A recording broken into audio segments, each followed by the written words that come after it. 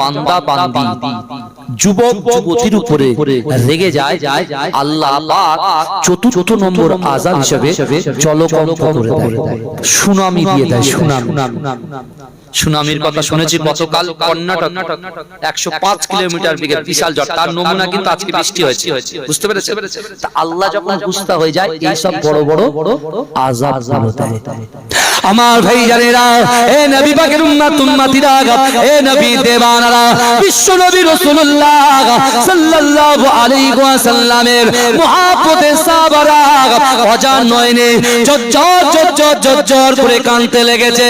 এ যুবকেরা, এ নবী পাকের উম্মত উম্মতিরা, ওই সময় বিশ্ব নবী রাসূলুল্লাহ সাহাবা দাঁড়িয়ে গিয়ে ফুপিয়ে ফুপিয়ে কাঁদে আর বলে, ইয়া রাসূলুল্লাহ হাবিবাল্লাহ, না না না, আল্লাহ যখন বান্দার উপরে গুস্তাখ হয়ে যায়, আল্লাহ যখন বান্দির উপরে রাগান্বিত হয়ে যায়, আল্লাহ যদি এই চারটে আযাব দুনিয়ার জমিনের উপরে অবতীর্ণ করে, এই চারটে আযাব যদি আল্লাহ দুনিয়ার জমিনে দেয়, ইয়া রাসূলুল্লাহ হাবিবাল্লাহ, আপনার উম্মত উম্মতিরা ছারকার হয়ে যাবে, বরবাদ হয়ে যাবে, তারা সহ্য করতে পারবে না।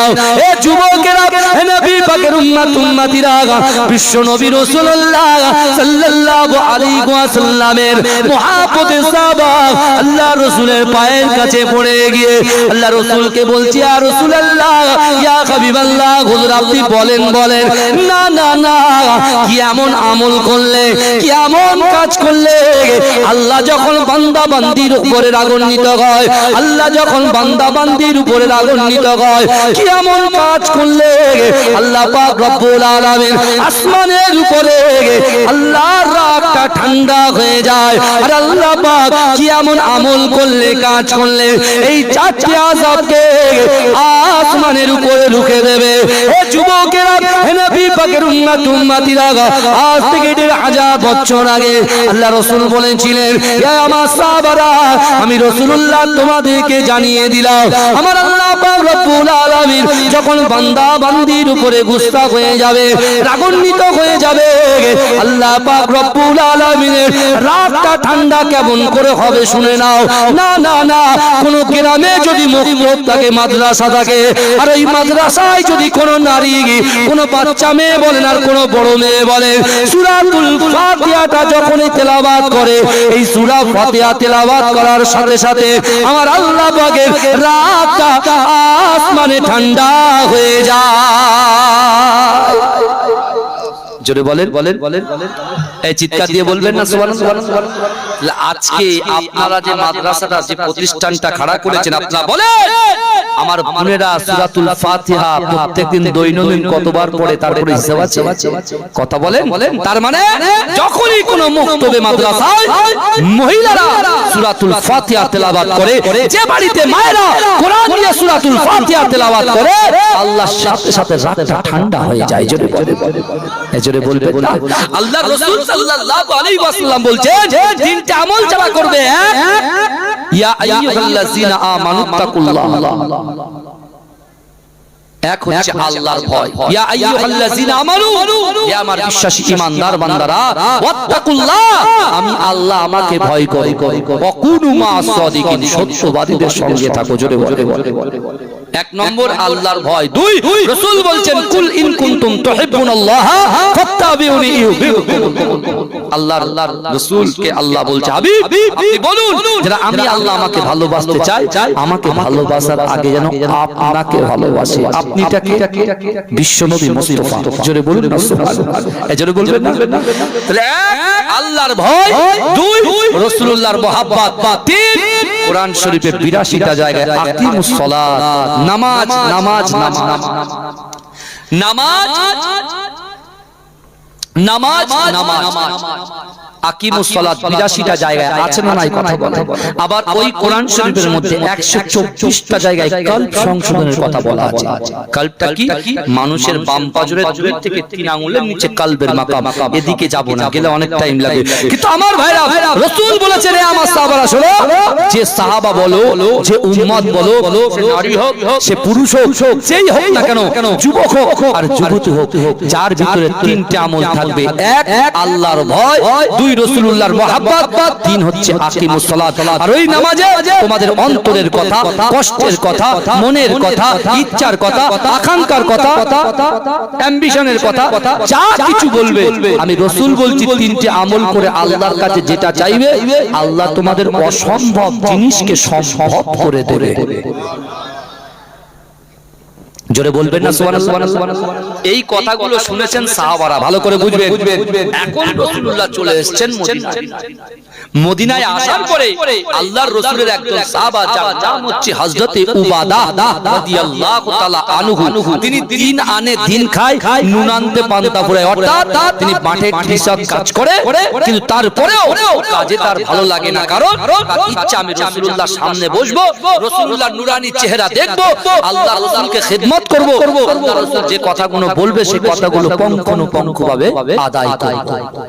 শুনছেন আপনারা? তো হযরত উবাদা শুনেছেন রাসূল বলেছেন আল্লাহকে ভয়। উবাদা বলছে আমি তো আল্লাহকে ভয় করি। রাসূলুল্লাহর মহব্বত, উবাদা বলছে আমি নিজের জীবনের থেকে রাসূলকে মহব্বত করি। জোরে জোরে।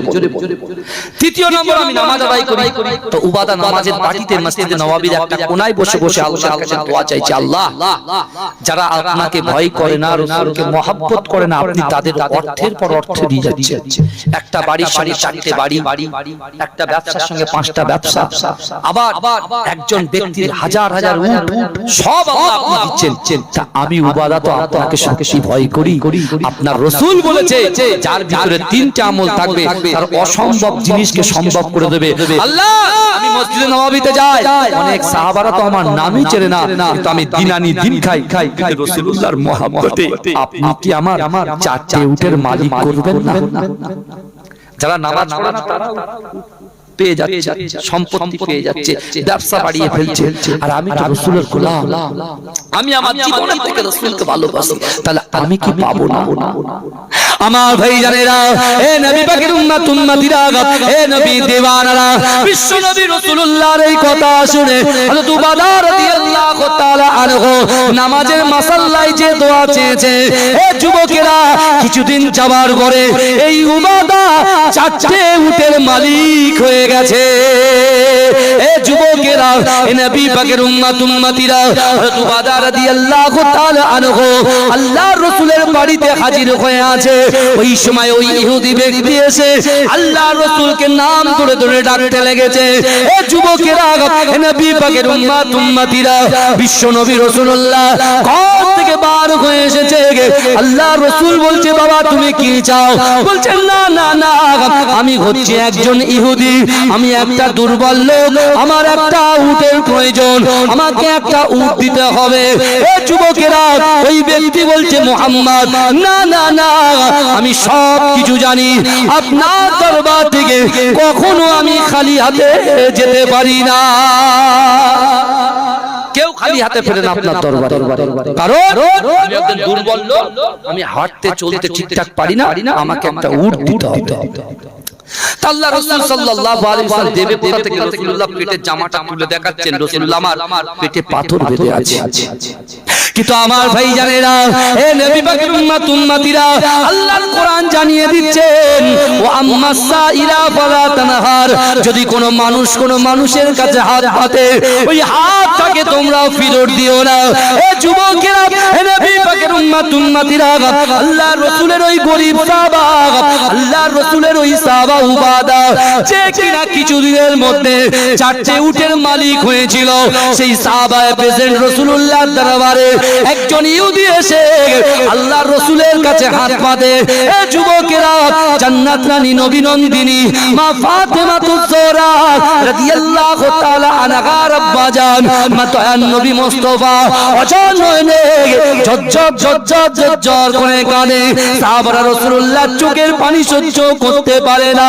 এ যুবকেরা, আল্লাহর রাসূল কাঁদে, সাহাবারা কাঁদে। আল্লাহর রাসূলের ওই সাহাবা, গরীব সাহাবা, যে দিন আনে দিন খায়, হযরত উবাদা মনে মনে চিন্তা করে না না না আমার রাসূলুল্লাহর ওসিলায় আল্লাহ তো চারটে উটের মালিক করেছে একজন ইহুদি রাসূলুল্লাহর কাছে একটা উট চেয়েছে আমার কাছে তো উট আছে কাল কিয়ামতের কথা কাল হাসরের মাঠের কথা আমার তো স্মরণ করতে হবে আল্লাহ কোরআনে বলছে বান্দা তুমি যদি ডান দিকে তাকাও ওই ডান দিকে আমি আল্লাহ আছি তুমি যদি বাঁ দিকে তাকাও ওই বাঁ দিকে আমি আল্লাহ আছি তুমি যদি সামনে তাকাও সামনে আমি আল্লাহ আছি তুমি যদি পিছনে তাকাও পিছনে আমি আল্লাহ আছি উবাদা মনে মনে ভাবে আমার তো চারটে উট আছে আল্লাহর রাসূল কাঁদে আল্লাহ যদি আমাকে প্রশ্ন করে ও উবাদা তোমার কাছে অত টাকা সত্ত্বেও আমার রাসূলুল্লাহর মহব্বতে তুমি কেন তোমার চারটে উটের ভিতর থেকে একটা উট ইহুদিকে দান করলে না এ যুবকেরা এ নবী পাকের উম্মত উম্মতিরা আল্লাহর রাসূলের মহব্বতে সাহাবা আস্তে আস্তে আস্তে আস্তে আল্লাহর রাসূলের দিকে এগিয়ে যায় আল্লাহর রাসূলের কাছে গিয়ে আমার দয়ার নবীর চোখের পানিটা মুছিয়ে দেয় এ যুবকেরা আল্লাহর রাসূল বলে বাবা উবাদা তুমি আমার চোখের পানিটা মুছাও কেন বলছি ইয়া রাসূলুল্লাহ আপনি খুশি হয়ে যান না না না আপনার ওসিলায় আল্লাহর কাছে চারটে উট চেয়েছিলাম আল্লাহ পাক আমাকে চারটে উটের মালিক করেছে ওই চারটে উটের ভিতর থেকে একটা উটকে আপনার মহব্বতে আপনার ভালোবাসায় এই ইহুদিকে দান করে দিলাম যেটা বলবেন না আরে চিৎকার দিয়ে বলা যাবে না সুবহানাল্লাহ আমার বাবাজিরা ভাইরা আল্লাহর রাসূল সাল্লাল্লাহু আলাইহি ওয়াসাল্লামের সাহাবারা তো অবাক জিন্দেগিতে উবাদার দাম অতটা প্রচার ছিল না কিন্তু এই উবাদা যে দিন আনে দিন খায় সে একটা উট রাসূলুল্লাহর মহব্বতে দান করলো সাহাবারা অবাক হয়ে গেলেন আমার ভাইজানেরা ওই সময় মুস্তাফা জানের আহমদ উবাদাকে বলছে বাবা উবাদা আল্লাহ যেটা আমাকে দেখায় আল্লাহ যেটা আমাকে শোনায় তাকে দেখান না কাউকে শোনান না কিন্তু না না না ও উবাদা শোনো শোনো তুমি যে চারটে উটে ভিতর থেকে আমি রাসূলুল্লাহর মহব্বতে একটা উটকে তুমি ইহুদিকে দান করলে আমার আল্লাহ পাক এই জায়গা থেকে আমি রাসূলুল্লাহকে চামড়া চোখে দেখাই আল্লাহ পাক রব্বুল আলামিন জান্নাতের ভিতরে তোমার জন্য একটা দরজা খুলে দিয়েছে জোরে বলুন আইটি চিৎকার দিয়ে বলা যাবে না সুবহানাল্লাহ নারে দেখবে নারে দেখবে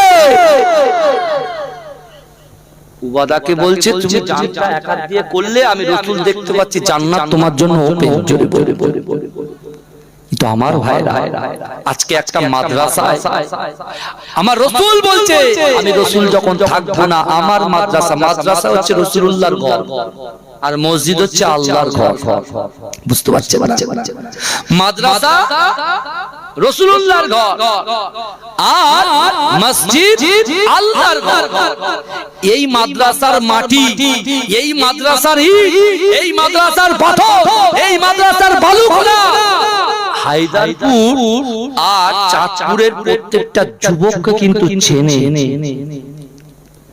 বুঝতে পারছেন না আরো চিনবে আরো পরিচয় পরিচিতি